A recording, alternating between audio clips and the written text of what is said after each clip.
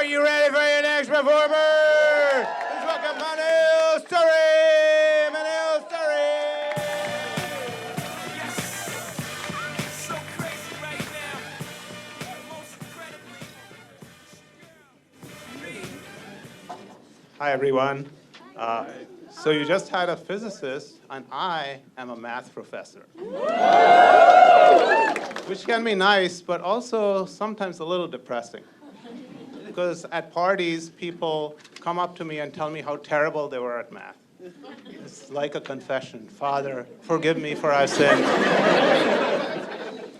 And I have to give them math absolution. Go in peace, my child.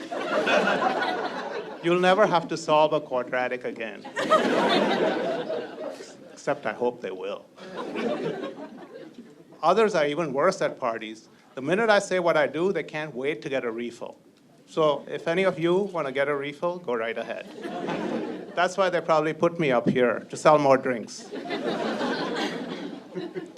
But listen to me for just 1 minute, because I am going to show you how math can make a difference in your life by addressing an issue that so many of us are so insecure about: penis size. Okay, this is not for cheap laughs. I'm a mathematician. That's why I didn't say dick size. This is going to be educational. See, everyone keeps worrying about how long it is. But it's penis size. It's not about length, it's about volume.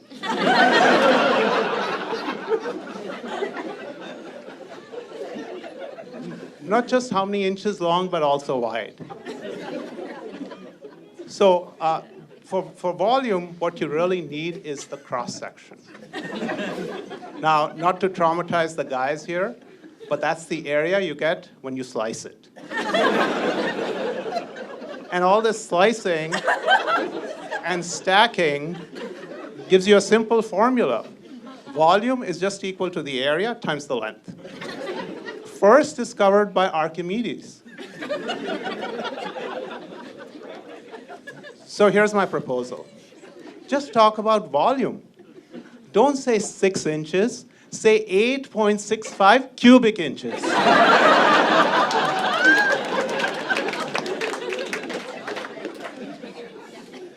That's the average according to a British journal. Already sounds bigger, doesn't it? Even feels a little bigger, right? It's even more impressive in metric. So the Brits measured 15,000 penises. Can you imagine that job? Hello, sir. We are from His Majesty's Penis Brigade. This will only take a minute. Just lie back and think of England. Except that 8.65 is for an erect penis. I don't know about you, but I can imagine staying full mast when someone's fumbling around down there with a measuring tape, especially somebody British.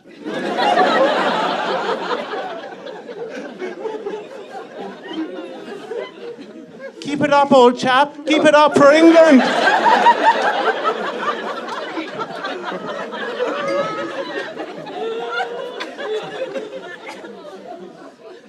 Plus, there's a problem, a mathematical problem. How do you measure the head? Is yours blocky, or is it rounded? Or more of an obelisk, like the tip of the Washington Monument? You need a different formula for each case.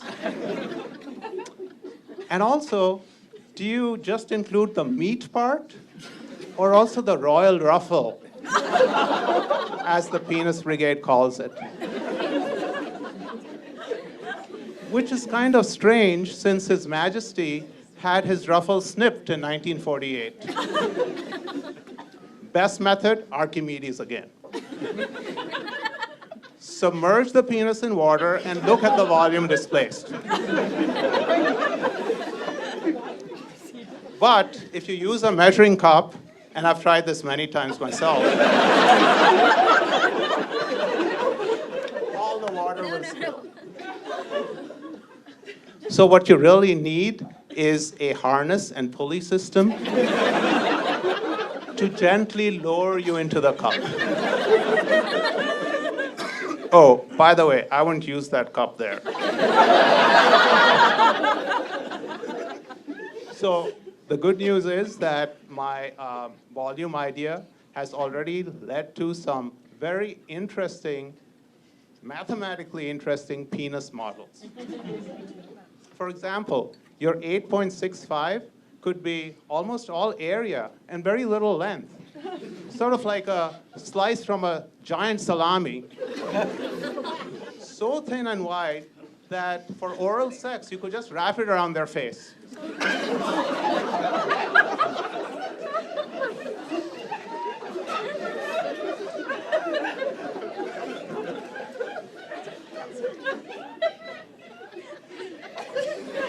Like that, huh? Brings out that fantasy, right? Can't stop, can you? Of course, it could also be very little in width and go on and on like a snake, which could be fun too if you learn how to use it. You know, like a whip. And remember that harness and pulley? You could repurpose it. So, my research in this topic has made me a hit at parties. And moreover, His Majesty has commissioned me to start a new American penis brigade. So I'm going to need help from a number of you. There's cups at the back, and lots of research remains. Thank you, everyone.